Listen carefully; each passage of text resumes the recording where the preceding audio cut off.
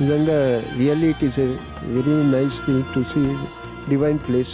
It is very happy. ఒక తెలియని ఆనందం కలిగింది ఇక్కడికి వచ్చి. చాలా బాగుంది. శివ అర్చనది చేశారు, స్వామి పూజారులది.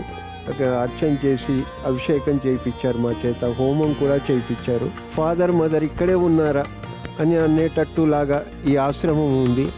అందరూ పేదవాళ్ళు, అనాథులు, పాపం లేని ఎంతోమంది ఇక్కడ భోజనం చేసి అన్నీ ఇచ్చి సదుపాయాలు చేసి అన్నీ చేస్తున్నారు. చాలా రియల్లీ వెరీ గుడ్ థింగ్. అసలు అది వర్డ్స్తో కూడా మనం చెప్పలేము, అంత బాగుంది.